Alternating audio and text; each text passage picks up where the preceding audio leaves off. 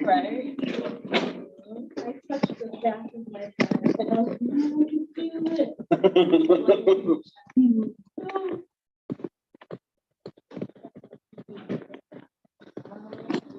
I'll do 10. That'll be fine.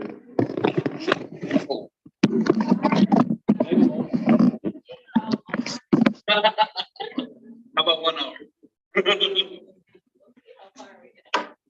This week we're gonna check in on your tasks for the week, and then the meeting topic for this week is cultural impacts on language learning for the round chapter 7.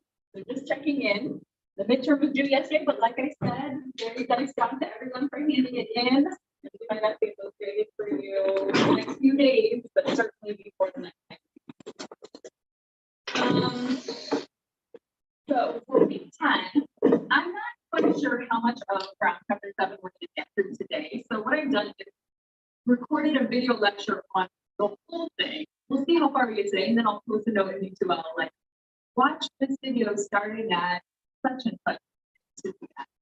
Right. So basically, however far we get today, I'll align that with a certain point in the video, and then probably about. There is a discussion board this week, so your original post, like always, Saturday, reply to Monday, and holiday active. If you can fit that in, I would love this.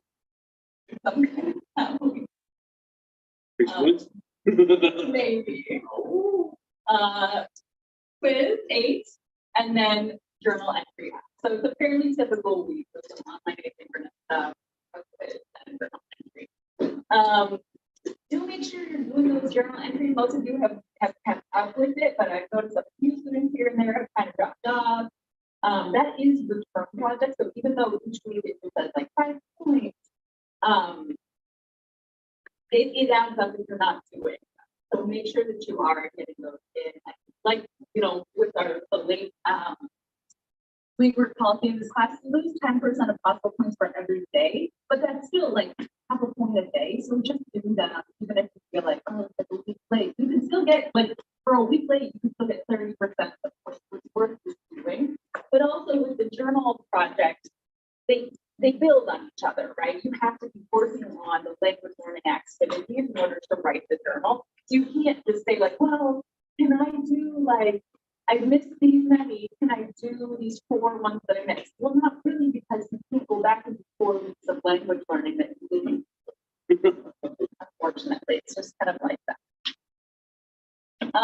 Okay, so any questions on where things are at? This might get good, sort of, you just finished the midterm. This might be a good opportunity to ask questions about just the class generally, the assignments, what to expect. Yeah, definitely. I did miss a few of the videos, like I want to say The video ants. yes. So can you make those up? Yes. If you're asking me and talking to me kind of on a one-on-one basis about those sorts of situations, it generally answers no, that the online async. No.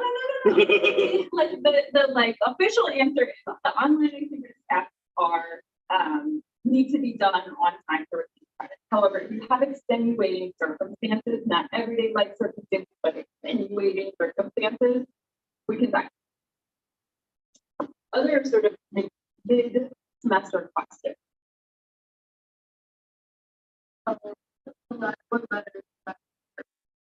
There are 8, so eight. That's right.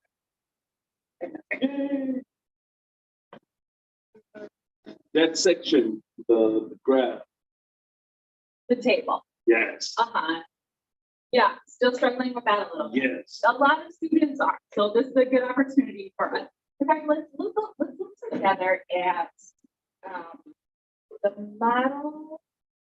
Because I was still confused even when you explained to me very clearly. I know this can be tricky, so let's.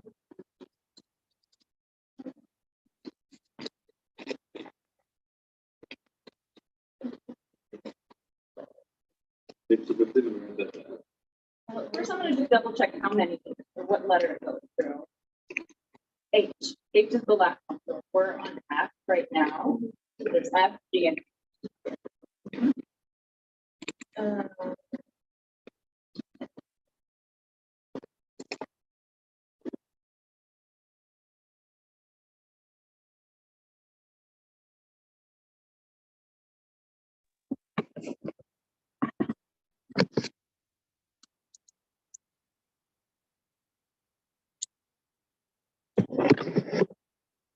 Which book are you doing?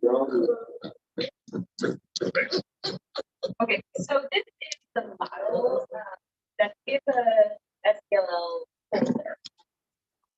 So if you look at it together, I think that kind of helps to understand what's on it.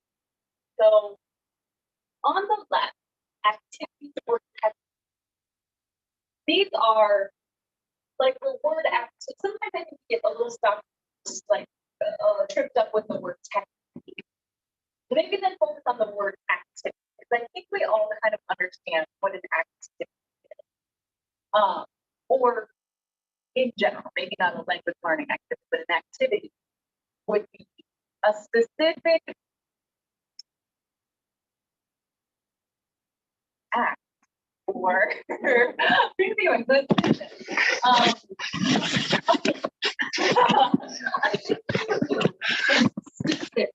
So notice on here, it doesn't say, it doesn't say Duolingo. It doesn't say memorize. It doesn't say video. It says more specifically, what is the thing that I'm doing? So translate written Italian phrases into English and vice versa. So they're seeing phrases written in one language, translating them to the other language, and the other way around. So L1 to L2, L2 to L1.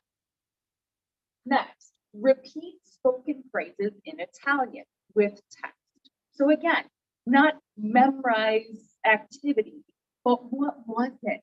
Because if I haven't, even if I haven't done that particular app or seen that particular video, or even if I have, I'm just not sure what you're doing and therefore how you're reflecting on it, right? But in this specific description, they're saying that there are spoken phrases in Italian that I'm repeating back with text. I can both read them, hear them, and say them. Next, after learning sets of words in one lesson, more words are added that link to previous lessons. New unfamiliar words are presented in familiar context. So that one, that is describing in detail a specific activity, but it's also noticing a change, right? It's saying, I've been working in this app or this lesson set, and one thing that I'm noticing about it is that it's building on itself, that it's adding more words to words I've learned previously. And then these new unfamiliar words are presented in this familiar context within these words I've already learned. So that's a few descriptions of specific activities. Questions on this side of it? What you're seeing here. And you're not like really overly critical about on how we describe it activity. That's a really good example. I The would say third one especially, right? Yeah, It's like very specific and noticing that there's this change. No. These two are specific enough for me to understand what is the activity that you're doing, right? There might be a little more. Oh, it went on the translation. So and it keeps going, right? Something else they noticed in the app or the activity, points are awarded after completing levels and practice exercises. That seems like an important thing, an important part of the activity that they noted, because on the right, and now I can start talking about principles, which is the part on the right, they're recognizing there's a reason behind some of the things that they're doing in these language learning activities. So in this case, getting these points and usually like a little or whatever happens in the app is supposed to trigger, in this case, the student recognized that those things, the points, that maybe the music, the little jumping emojis or whatever, tell you that positive reinforcement is important for language learning. That's at least what that app seems to believe, right? That this sort of positive reinforcement is motivating. But go back. But again, if you kind of read through these, spend a little, if you're still struggling with writing the table, go back to this model a few times to get an idea of what I mean by specific activities.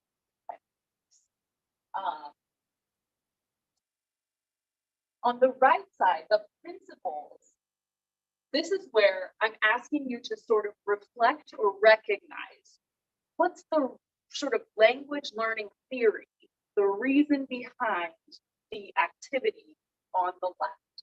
So for that first one, translating written Italian phrases into English and vice versa, the principle there is that to learn a language, it's important to know the translation into your native language in writing.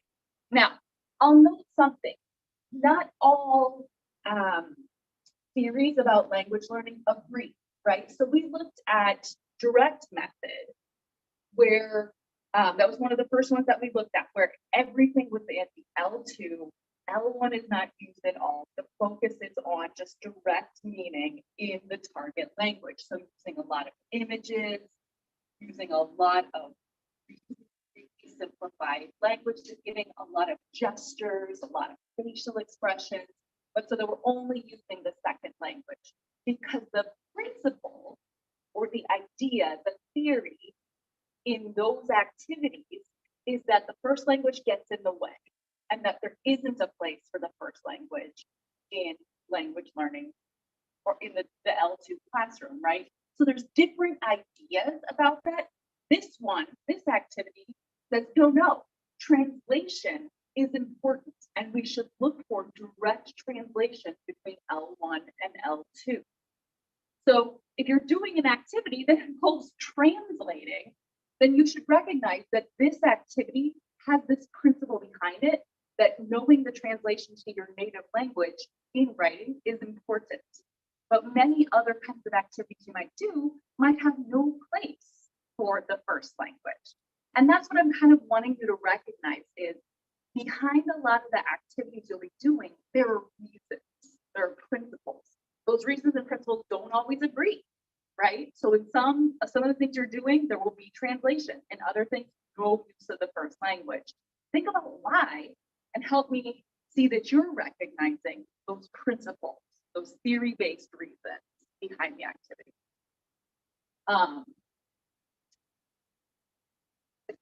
This third one, where the student talks about after learning new sets of words, they're adding new words. So we have some words that we already learned, but then we're adding words onto it. And the principle that the student identified was increasing vocabulary is effective when it's built on vocabulary already learned. Translations must be provided. So after noticing, wait, we have already built up a number of words, and now they're adding new words in the familiar context of the old words. They're recognizing it's helpful to build on, to build new vocabulary in on top of what we've already learned. So it's sort of like scaffold learning. They're recognizing that's the principle in this building of vocabulary. Similarly, again, and I mentioned this before, they're recognizing this points being awarded and that positive reinforcement is an important part of language learning. Not all of our theories, not all of the models, the methods that we're looking at this semester agree with that. Can you think of some of the methods that we've talked about that say positive reinforcement should be minimal or shouldn't even be part of the process?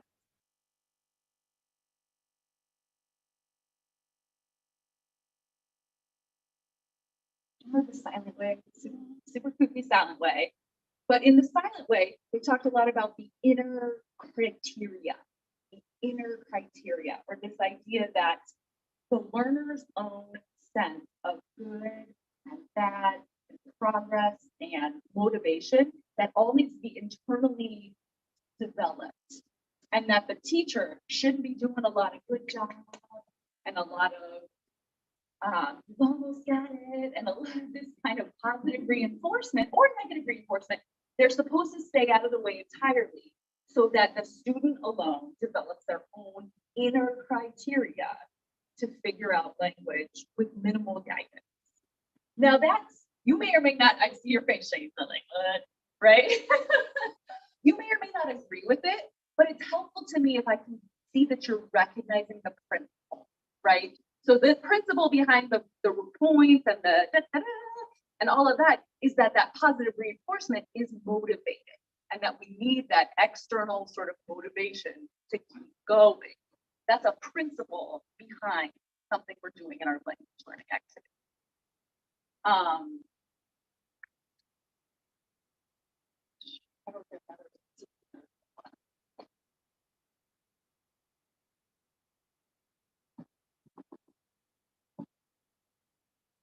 Corrections are made right away and reinforced by revisiting the error, sometimes in a different context.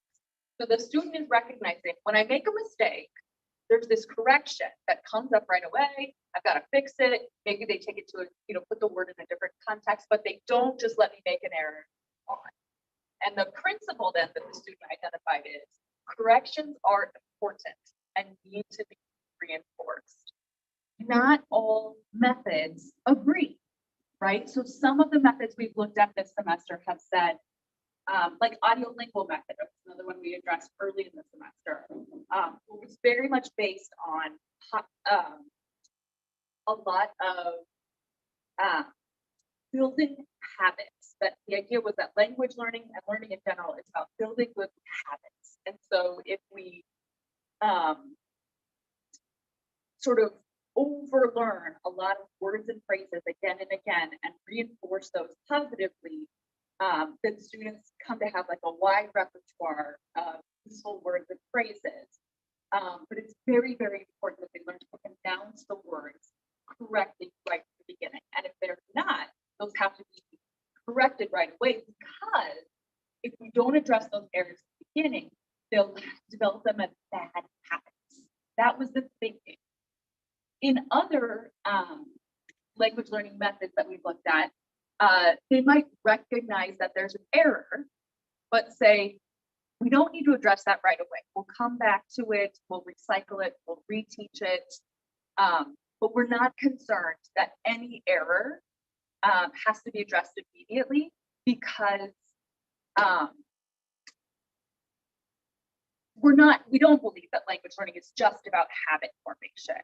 We believe that they can sort of change those habits down the line, and that it's more important that students just be focused on their communicative activity. If we stop and address the errors right away every time, we shut them down, right? If we say, oh, you were right in the middle of this really great conversation, but I missed you. I heard you mispronounce a word, and we had to address that immediately. The thinking for a lot of these other methods is,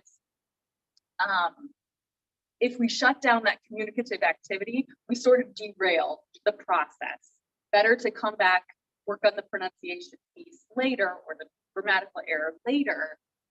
But the more important thing is maintaining the flow of communication.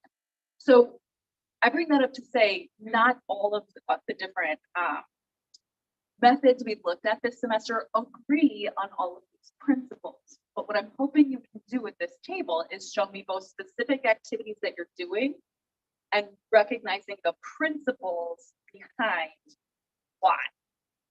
What is the language theory behind why we do those activities? And principles, you know, some principles are similar across some of the different methods. So there will be a high affective focus or a high focus on the emotional factors for total physical response, as well as the silent way, as well as desuggestipedia. But then the techniques can look very different for each of those different methods. So don't write TPR, don't write the silent way, don't write a specific method. Identify what's the principle of what's happening in that activity. What's the language theory behind, language learning theory behind it? Does that help, or have I just been like talk in a way that's not? Further questions? Angel, do you have a question? No. You're just gonna stretch. Okay. All right.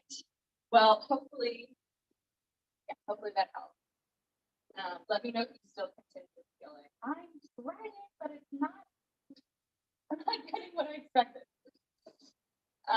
Okay, so for this week then, language, culture, and identity. So we've gone back to the Brown text this week after it's been the largest Anderson text for a few weeks. You might remember that in Brown chapter 6, we dealt with a lot of those affect factors, those individual emotional factors that can impact a person's language learning. But in chapter 7, we sort of shift away from individual emotional factors and other considerations. And we look at how our students are situated within a culture, a community with values and norms, and how that culture shapes each of their identities, and then how all that may impact language learning. But so fundamentally, how many are we saying? Get into a group of 3 or 4 and just think and talk about what is culture. you hear the word culture, how would you define it? Oh, great. Well, no, I was gonna say, I have an anthropology major here. That was my undergraduate. But so get together. So you might be an expert, but everyone has ideas, right? Because the word we hear a lot, but what does it mean? So get together, like I said, with just maybe a group of 3 and a group of 4, talk about this a little bit, and then we'll share out for just a couple minutes.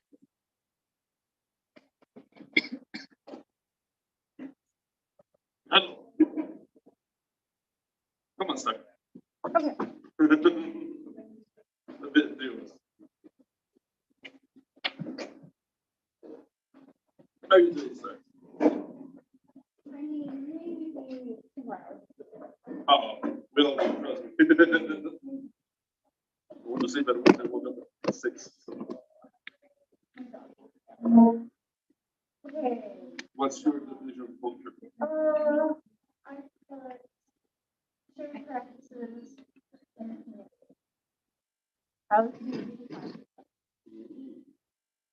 That was my succinct definition. Because it doesn't always mean language, it doesn't always mean foods. Language is part. Definitely language, but I don't know. I am Puerto Rican, but I don't speak Spanish. But that Puerto Rican is in America. It's true, and Puerto Rico, if you want to really get into that, And anthropology it side used of to it. be like Spanish owned it, and then they sold it to the American. Well, they are now their own genome. Precise. Very precise. So, but language isn't necessarily a part of what defines their culture. So shared practices. Is the value also part of it? Yes. Yes. Value. Yeah. So yeah, put shared practices. So it's value.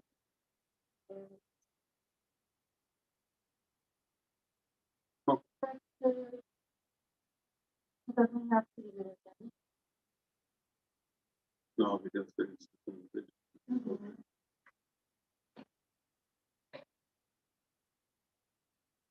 What's happening so big right now?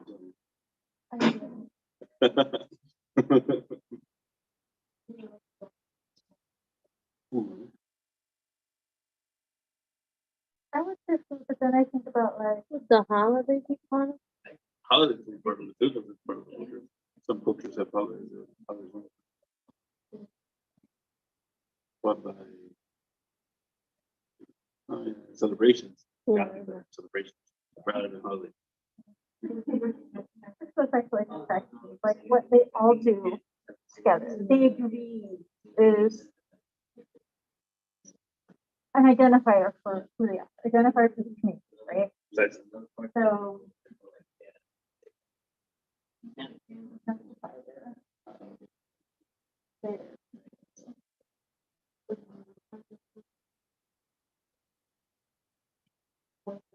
customs. So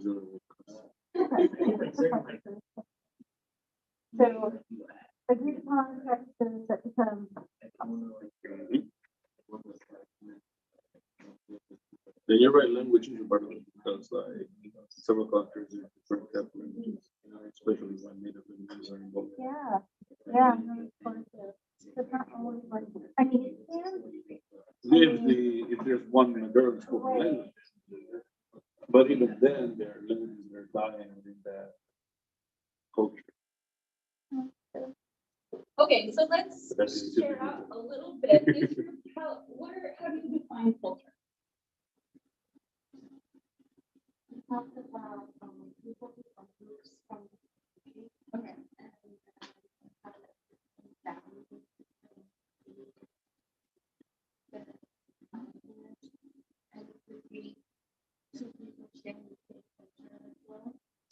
Food, values, language, perspective.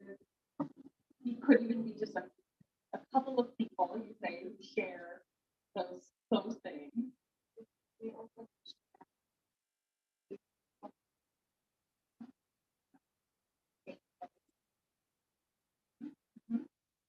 So there can be even many of you might identify different cultures that you belong to. And also, in a sense, you share sort of Mm. a Everyone is university classroom culture, even amongst yourselves, right? Where there's, mixed. norms and practices that you all sort of are aware of and abide by. Okay, what would you all add to what this said? Customs. I mean, not to get too much into detail. Race, not race, but like gender goes with part culture, right? I'm saying the whole anthropology, pretty much, I agree with their group that mostly one of them gets to have like customs to it. We also put on values, practices, and how they identify themselves. Like that.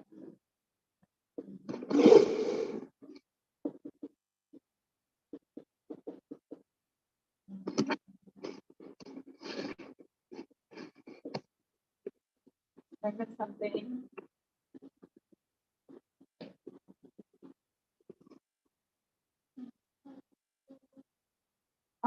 I guess the big thing would be that it's a unified.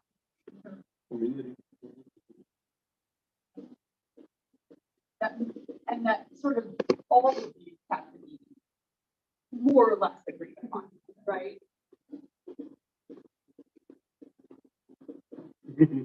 Not that there's total uniformity across these things, but that in general, there are agreed upon traditions. So we don't just have some people decide it's Christmas on October 31st. We generally agreed that it's December 25th, but Halloween is October 31st, right? They're generally agreed upon. Not everybody celebrates Christmas or Halloween, but we generally agree these sorts of activities happen on that specific day for a number of right. Okay. I'll stop there and kind of move on to in our textbook, Brown talks about culture as the glue that holds a group together. And that's sort of related to what we just said about things having to be sort of agreed upon. There are to be part of a culture, you're part of this group that shares any number of these things. But what do I mean by a group? What might even constitute a group? Valentina said maybe even just two people. That's maybe, I mean, what if you're the surviving person from a culture? What if you're the last airbender? I mean, right? So that'd still be your culture. You still represent that culture because you are practicing those traditions, those values that were once agreed upon. But that for a culture to be sort of viable, There has to be a way to pass it down. right? There can't be a culture of one beyond that one, right? Or beyond the lifetime of that one is what I right. They won't sort of continue to exist as a Like our friend that was in the Amazon that spoke the last language. So he was the last representation of culture language. No one can pass on. right. We can talk about a lot of things that are sort of broadly American culture, but then I think we would all recognize that there's a lot of subcultures within America as well. Some that are specifically identified with a particular ethnicity, but then a lot that are identified with just particular interests. I'm thinking of my son who's into one really specific video, he's 14, and he is part of a subculture, like an internet community that has a lot of shared language and vocabulary around that particular video game. They have YouTube channels and Discord servers just around talking about and super geeking out on this one video game. And they and they have a lot of shared symbols, a lot, like I said, a lot of shared language and vocabulary around that particular video game. It spans language, so there's people in this community who have different first languages, but they would share a lot of specific, again, vocabulary that's specific to that particular internet community, and they would share a lot of not only interests, but these sort of agreed upon values and pieces of identity, markers of identity, I should say. So a culture can be, like I say, as broad as something like the United States of America in broad terms, and also quite small and sort of niche or focused on something very narrow. I But mean, books have a culture too. what do you mean by that? We have reading people, other people. Like, that's the thing about a culture, that even though it's a part of me, some can be part of me, others can be part of like the world. Right. And even then, there are mistakes that are within those countries that even further enrich the culture of that country. Right. Because America, I think it's America, you say, that's it's mixed. The American culture is mixed with a lot of. Absolutely. Like, if it didn't have those cultures, it would. And so sometimes, like you mentioned, like so, if there's sort of a subculture of people who really into the Lord of the Rings or Harry Potter, that's a culture that you opt into, right? You self-identify and start to adopt traditions, specific language, maybe practices around that culture. And others are sort of the culture that you find yourself in, that you're the product of simply by virtue of your birth and your upbringing. But culture also often provides a blueprint for what's acceptable in terms of behavioral guidelines. We learn from our culture explicitly or implicitly what's appropriate and inappropriate in a variety of contexts. Matsumoto, another thinker, added to sort of the characters that define culture, the idea that culture is dynamic yet stable. So what do you think that means? Dynamic yet stable. Tends to change, but it remains the same. So the word dynamic, changing, stable, meaning not changing, remains the same. And how when you say it tends to, in a way, what do you mean? There are major reasons for my culture. I noticed that this gets to be rude, this gets to be childish, it can be whatever one, it can be different, whatever. But some of those respects are still there. So since young, it doesn't matter who you are, where you are, you're accepted. The elders are always respected. And that the elders have the right to lecture us even if we don't know who we are. So I noticed that the Gen Z of Mexico come over here and they find out I'm older and they start talking to me about it with a lot of respect. No, and I'm like, no, relax. It's fine. I understand. But are you sure that they feel guilty behind stuff at the same level as a friend? But I'm like, I understand. But what do you have to go far beyond? You have to give me that respect yet because I still pretty much think I'm sure. So this sort of traditional value in Mexican culture of respect for those who are older for you, that it doesn't have to be earned as such, but that it's just by virtue of your age, that endures even as maybe other parts of Mexican culture shift, right? Yes. Valentina, I saw you sort of nod your head to the idea of respect for elders. Is that similar as to your culture? Yeah. I think that's true of a lot of cultures, and we have less appreciation, or that's less of a sort of cultural value in the United States generally. Again, there's great variability amongst various subcultures in the United States, but I think in general we hold less value on elders than some other cultures.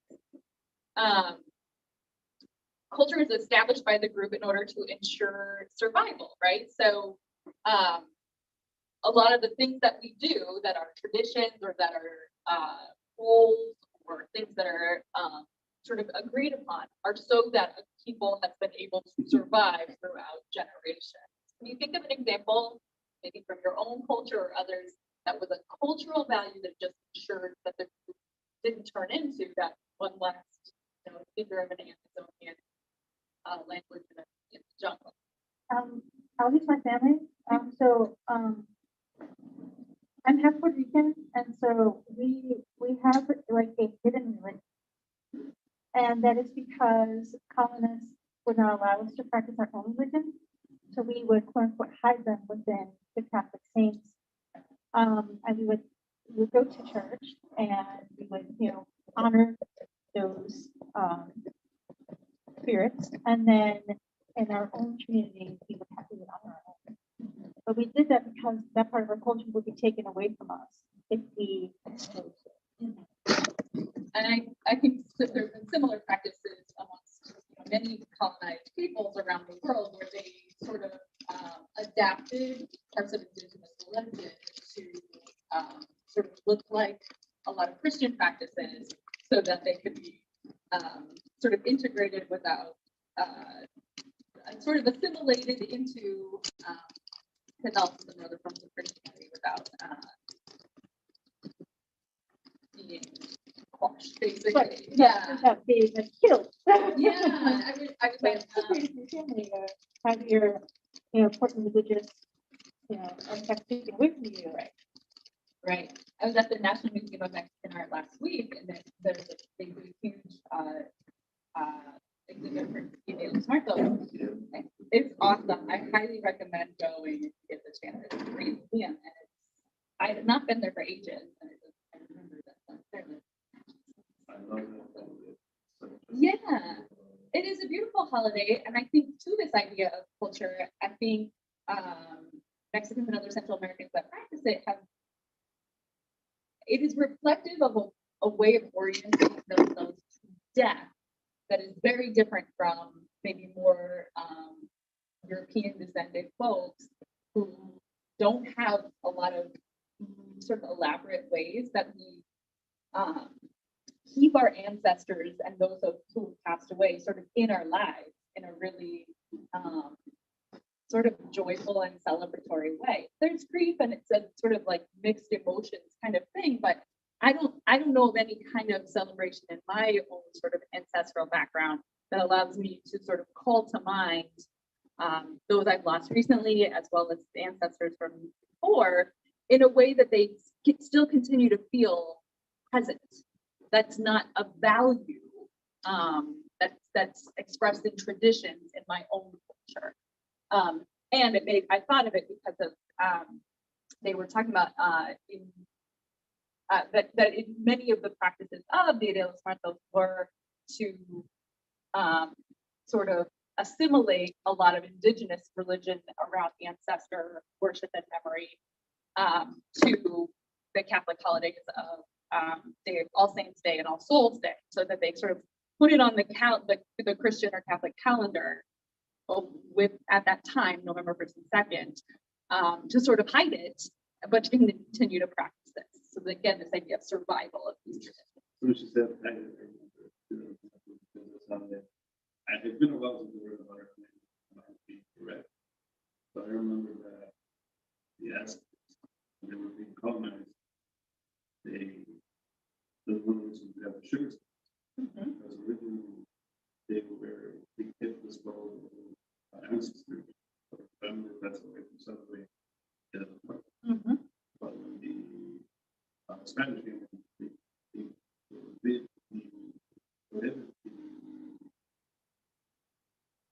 the use of the steppings for the ritual, so they came out with the sugar. So I might be wrong, but it's been once but like I said, I love it. Yeah, and I think just again, that practice shows the value, the cultural value of sort of continuing to have your ancestors or those who have passed away with you in a very real and in a way that my own culture and my European sort of ancestors, I don't have something. I really long for something like that. I want to learn from other Cultures involve shared systems of rules. Many of these are explicit, so we teach them really clearly and directly, and others of them are implicit rules.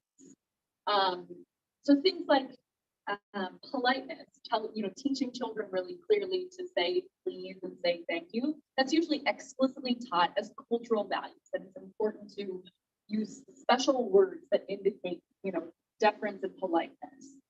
But other things are more implicit. I'm thinking of how we learn things like standing in line when you go to the grocery store or the bank or something like this. I don't remember ever being explicitly taught that when you walk into a store and you're waiting for help, there's this thing you do where you get in a line behind another person. I just watched it happen, probably did it with my parents. And everyone, within this culture understands that this is a rule, but that's not at all universal. Has anyone ever been to a place where they don't do standing in lines? Escalator.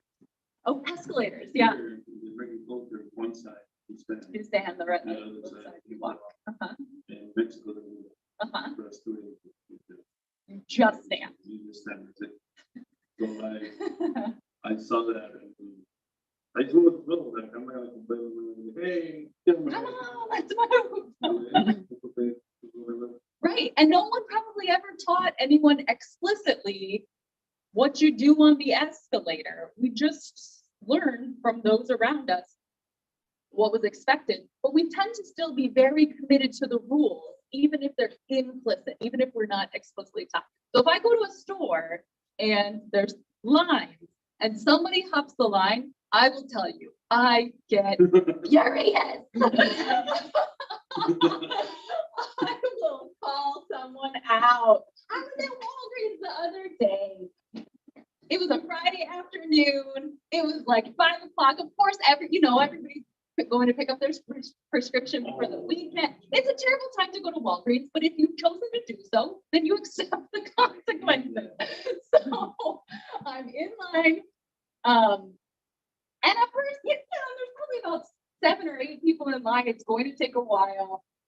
Somebody who was maybe 3 people behind me decides to go straight to the counter and say, like, I'm not jumping the line. I just need you to check if my prescription's ready. Because if it is, then I can wait for it. But if it's no, what you're doing is jumping the line. You want them to look up your thing. That's what you wait in line for. This has happened not even a ton of times, but like enough times in my children's lifetime that they know it's coming. They'll like see the situation start playing out. They look at me like, no, don't do anything. This is crazy. What is this person think that? But this is how I feel about it. Like, oh, because they're special. They're for some unknown reason, they don't have to follow the rule. I'm so committed to this rule. Why am I so committed to that rule? Manners, okay. Why else? Say a little bit more what you mean, Valentina. It happened to me too, not too long ago. You know how Ross, by the register, they have stuff from here and from here. Yeah. You're waiting, you're gonna look. Sure. Okay, so I was waiting in line, and I literally turned to look what they have, and 3 people went in.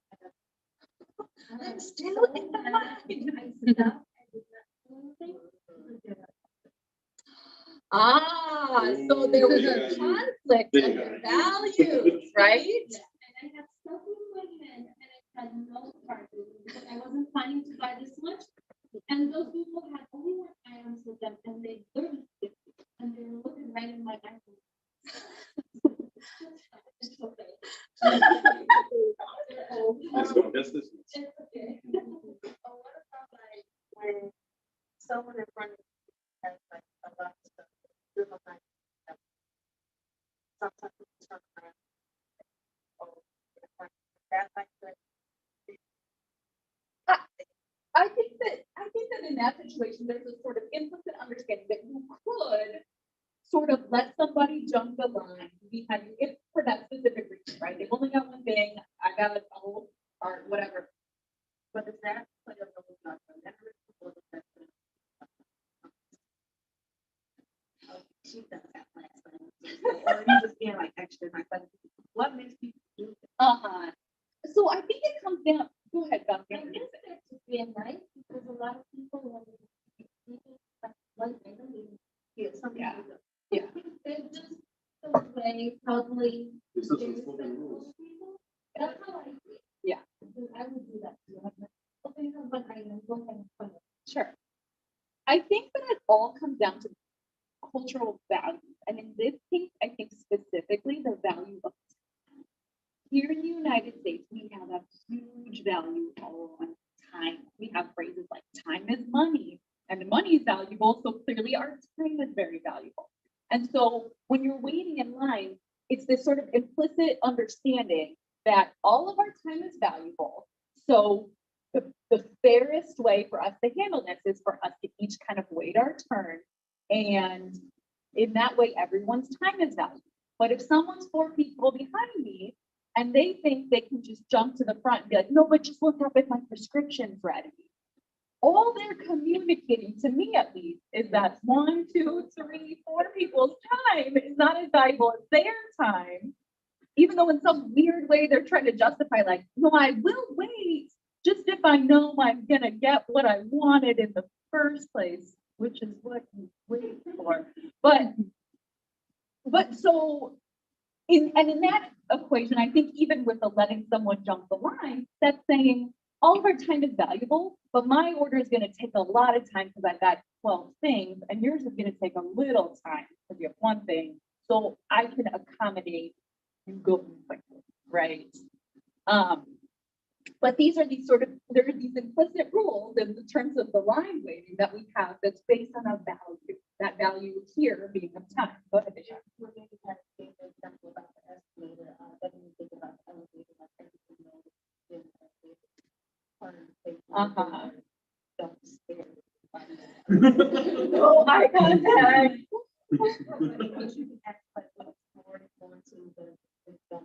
We're not here to be chitty chatty, right? Yeah. See, and if I'm near the numbers, I ask, Yeah. if I'm here, I ask what for. Uh-huh. That's where I'm at, and it's awkward. Lean over. So you're just like, what floor are you going to? And you just do it for them. Uh-huh. It's just But then you don't start saying like, where'd you go for vacation? No. Like, you don't do that because there's an implicit assumption that that's not a space where we're trying to get into people's business. We're just occupying this thing that gets us to our separate destinations. And generally, these sorts of values and rules are communicated across generations, by parents, usually grandparents, the parents, the children, often teachers, students as well. But we highly value agreeing upon all these markers of culture because they hold us together as a people. They make it possible for us to function together. There are a number of also dimensions that Brown in Chapter 7 identifies as ways that cultures differ from other cultures. And by dimensions, I kind of mean almost like a spectrum or a continuum. So not just sort of, I'm going to present several different ways in which cultures can be different. And it's not as if, for example, on view of group, some cultures value individualism and others value collectivism. They value those things on a sort of continuum. So they're generally somewhere along the spectrum of valuing. So like I said, the first one of these continua is independence versus collectivism. Here in the United States and many other Western cultures, we have a very high value of independence and focus on the individual. We have this sort of myth about people pulling themselves up by the bootstraps and being very much responsible for themselves. Whereas in other cultures, the sort of responsibility to the group and the group identity is much more important. And in fact, many people speculate that this was why different cultures handled the beginning of the COVID-19 pandemic so different. In many parts of the world, particularly in many cultures in Asia, there's a high value on collectivism and making decisions as a group for what's best for the whole group. So having these mandates like lockdowns and masking and mandatory vaccination and all these kinds of things, in many cultures, people didn't bat an eye. That seemed like, okay, if that's what is going to be the best thing for everybody for this time period, we all do it and we don't complain. Whereas in much more individualistic cultures, you had a lot more responses on, I get to choose. The government can't tell me what to do. This is against my civil rights, this idea that individual rights are more important than what might be the impact on the collective. Right, and I'm not trying to make a value judgment on those two different approaches, but just to say there's cultural values behind the thinking on who am I responsible to, myself or others primarily.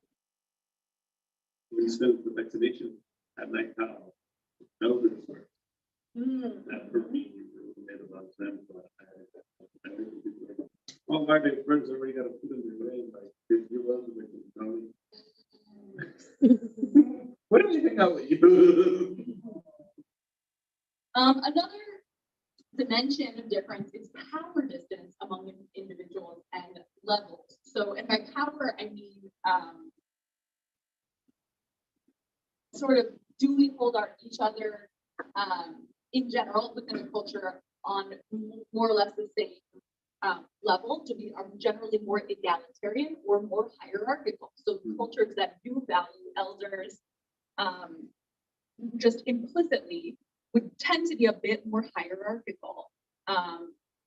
Cultures that are more egalitarian kind of consider everyone worthy of more or less the same level of respect. Even if that's a low or a high level of respect, everyone's kind of on a similar level in more egalitarian cultures. And that can be very much reflected in language.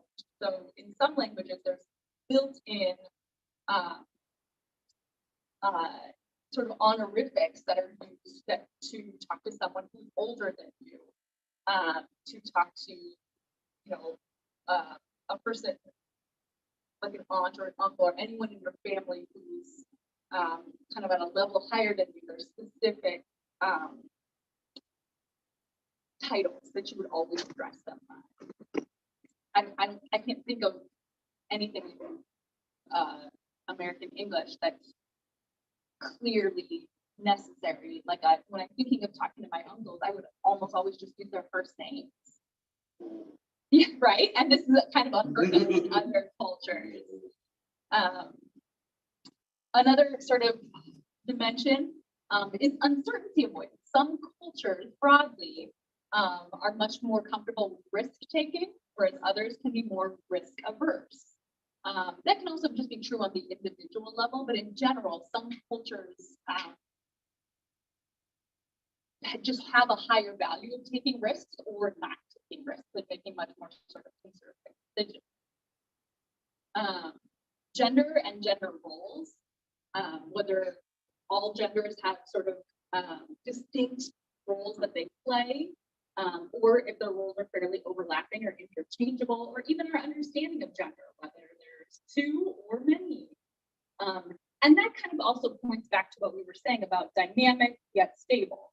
I think we're in a moment culturally in the United States where we're starting to understand maybe gender is beyond just a binary, but that has been a pretty enduring, stable definition for a long time. And also gender roles, like I was listening, I think it was much earlier this year, Madeleine Albright, she had been the first female Secretary of State of the United States. She passed away earlier this year. And when she had died, they were, playing like an older interview with her on the radio. And I was so struck by what she said. She was saying that when she talked to her granddaughters, So this woman had been the first female Secretary of State, like holding one of the highest offices in the United States for the first time as a woman. And she said, when she talked to her granddaughter, it was sometimes saying, what's the big deal? The Secretary of State is always a girl. And in the lifetime of her daughters, the only secretaries of state they had ever seen were Condoleezza Rice and Hillary Clinton. So for those little girls, this was totally normal. But for their own grandmother, she had, broken this massive glass ceiling. So again, this idea that gender in particular and gender roles, what's available to women or men or people of other genders in terms of what they can do in society, that does change over time. That was so hilarious and delightful. What did they do? Like I said, always a girl. Action focus. In some cultures, it's a very important to do and accomplish, and in other cultures, it's much more okay just to be. Sort of the difference between a tendency towards acting and a tendency towards more considering and thinking through and weighing options. Again, that can be quite an individual factor, but some cultures are more oriented one way or the other. And sometimes that's related also to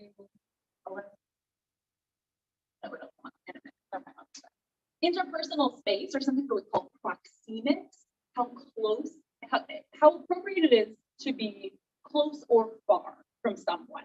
That's very culturally determined. Have you ever been in an experience where you felt like someone was either too close for what felt comfortable or seemed strangely far and didn't seem to want to get close to you? Strangely far. Okay. And that's because I'm a woman. Oh, In museum spaces, we meet many, many different types of people. Uh-huh. And I started to notice patterns with certain cultures that when speaking, that I needed to give them more space, be more respectful, Uh-huh. because I'm a woman. Yeah. So specifically proxemics as related to gender cross-culturally. So there's many people in different cultures. I'm assuming it was like maybe with another man, with a man. Yeah. So what's allowed or what's appropriate in terms of a custom or a practice around these proxemics is much more defined. And again, that's probably implicit. No one probably explicitly taught them we're going to need about a yard or whatever. But that just came to be understood through practice, right? We're going to add something in. I got very close. Yeah. But I honestly don't know.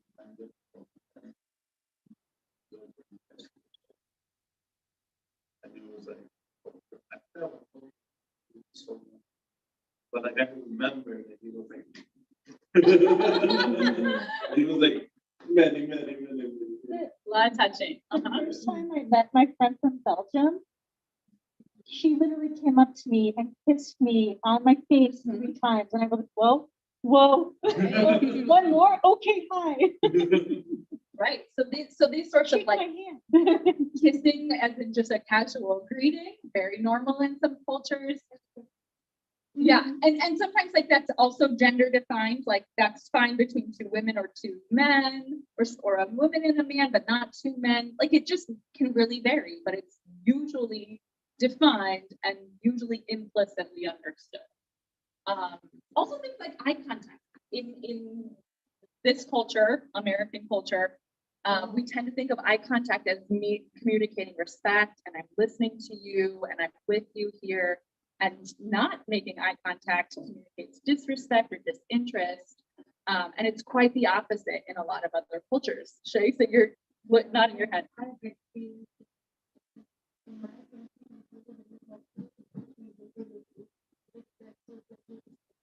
Yeah.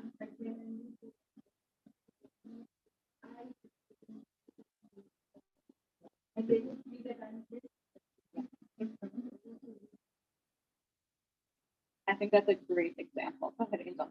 Yeah, so like I was like raised like in kind of like a bad neighborhood.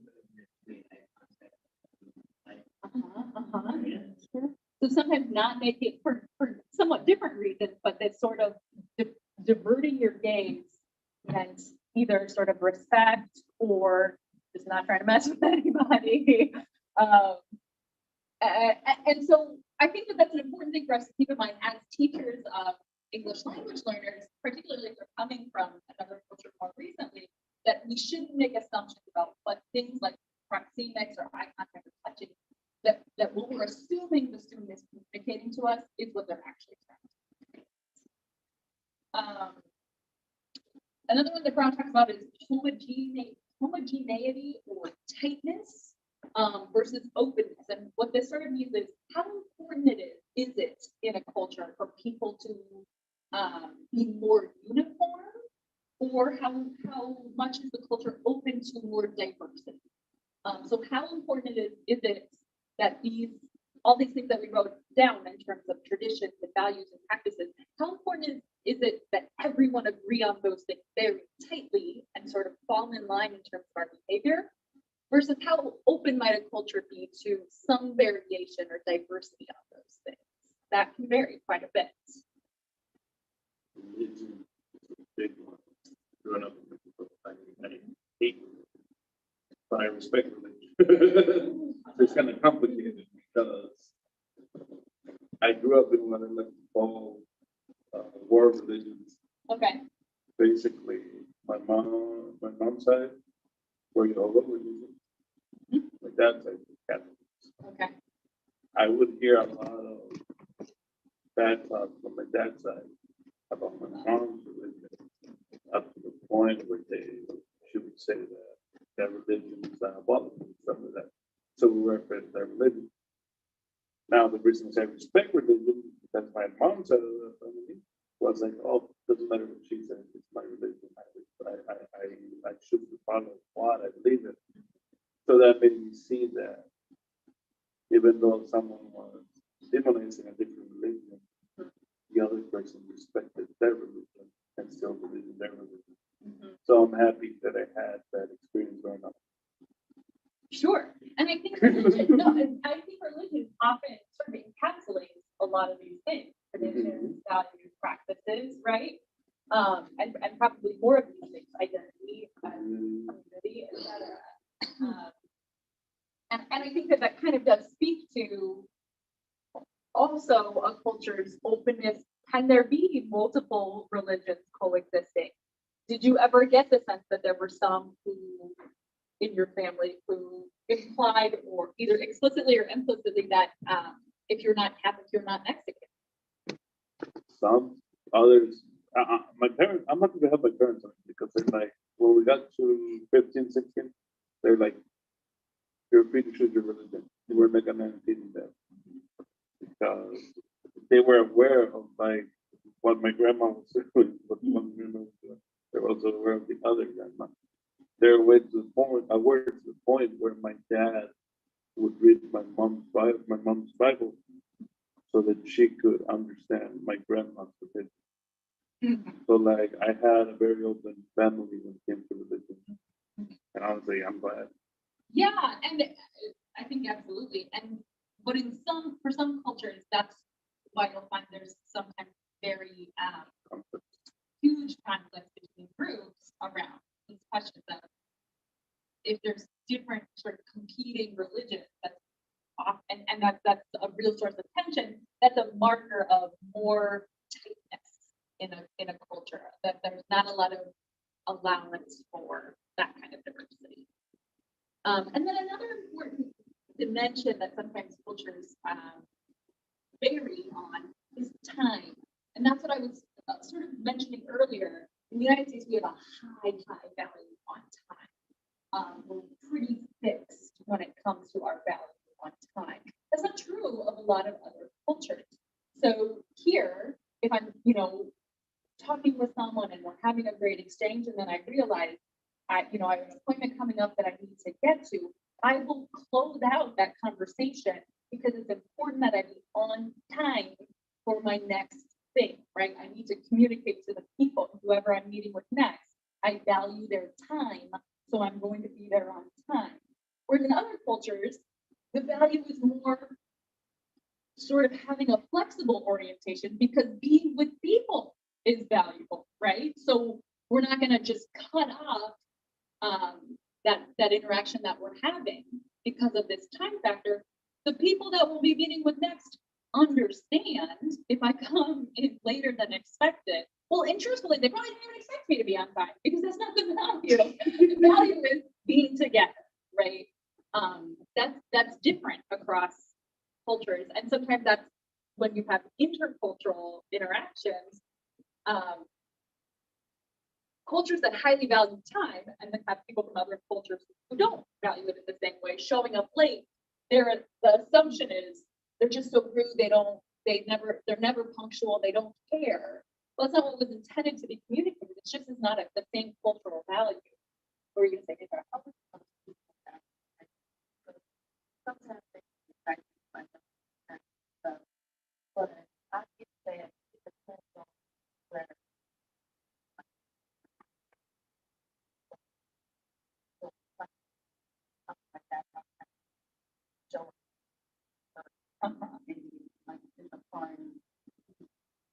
I would say like an accidentally late. It's like we respect time, but at the same time, it's like There's a well, and I think what you're saying, like there's the value of time or being on, at least punctuality, being on time. You recognize that it's not the same across the board. Like there are some things that are not negotiable. You be there early. Other things totally negotiable. Why does it matter if you get to the party on time, right? Then that would be another something. Work. Okay. That's because we live in here, we'd be early for that meeting, early for that meeting. Uh-huh. So that's part of the work. Right, and so that's a good point, that there's a certain, we understand that the consequences will be different because they're the sort of strict adherence to the rules. The adherence to the rules is stricter in some contexts, i.e. interviews and showing up their work on time. Versus the party no one's expecting. This is a good segue, this will be our last slide, then it's just a note of caution to the notion of Black people time. That stereotypes exist, which are exaggerated oversimplifications or blanket statements. This idea that Black people are always late. they say like public police time. CPT, it's a blanket statement because I don't know how many millions of African Americans there are in the world, but I don't think it's fair to say they're all late. I mean, there's also Mexican families, casually late.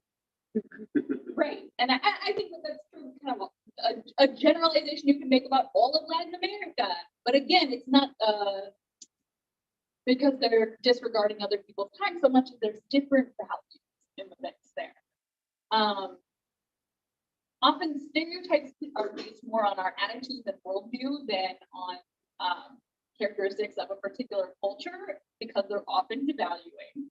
And at the same time, there are general tendencies or ideas that are shared amongst members of the culture. So we have this idea of colored folks' time because there is this different sort of cultural value and cultural practice that's general, but not universal among all Black folks in the United States, right?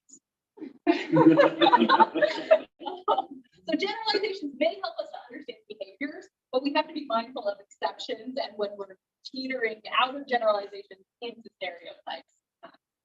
So don't show time and like don't think. You have to know what the person, Sure. but it's like I realize like it's great. It's like one of my classes, the class starts at like 6:15 and it's enough like 20 minutes at the end of class every time. I'm like, girl, like what is you doing? Like, you cannot do that. And she said, it's like, Now we're going in the hall. you honestly don't care. Like you fit in the stereotype. You could tell like you didn't come somewhere important. Like that. Like, oh, that's it. And I would tend to agree that there's these sort of, like we had mentioned at the very beginning, this idea even of classroom culture. Like we have a shared understanding, even though all of us in this room come from probably different sort of subcultural groups, for the purposes of what we're trying to accomplish in our shared educational experience, it's important that we show up and that we not roll in 20 minutes later. But to say nothing of the just the, like the timings, right? So we have this shared sort of classroom culture and norm that we show up so that we can have the conversation and not just be sort of like, well, kind of awkward because there's only like 4 of us here, but I guess we should start. You know, so there's a difference then between going to the party, show up when you want to. I don't know if you can really get a You might notice this. Mexicans are kind of building to America. They'll be nice and good when they go back. Yes. Yes. That's because we're done. To drink up every time we're going somewhere. I'm the exception. I've been here for 20 years. So you know.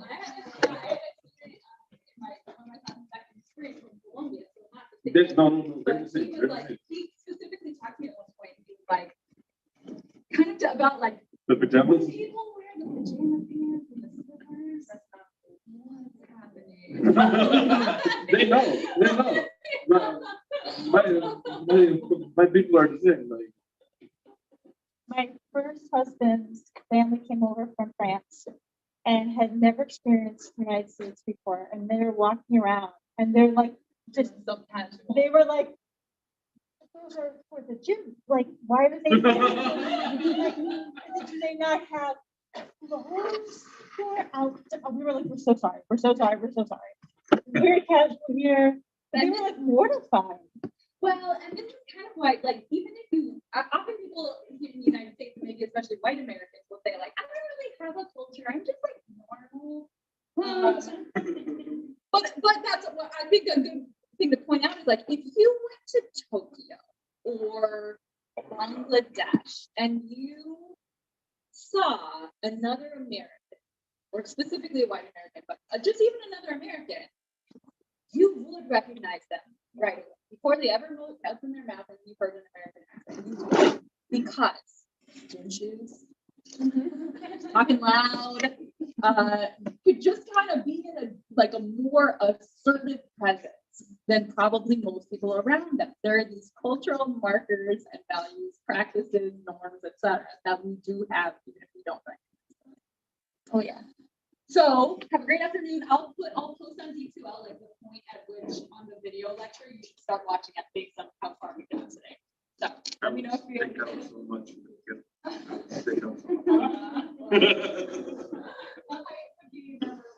Yeah.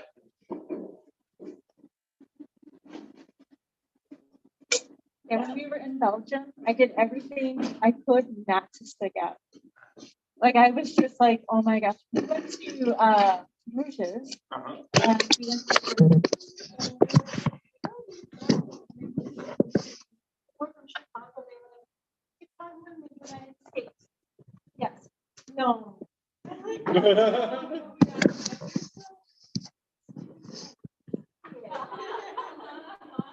Stereotypes.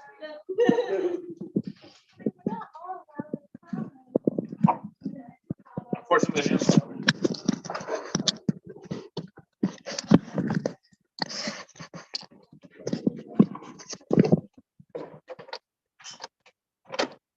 Thank you very much.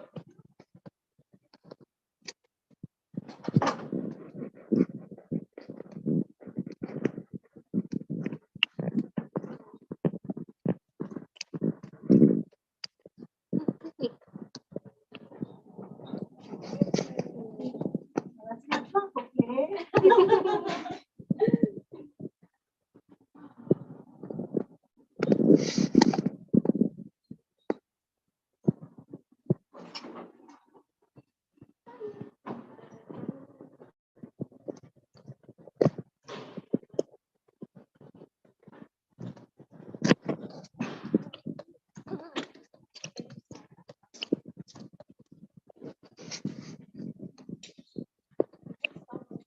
It looks like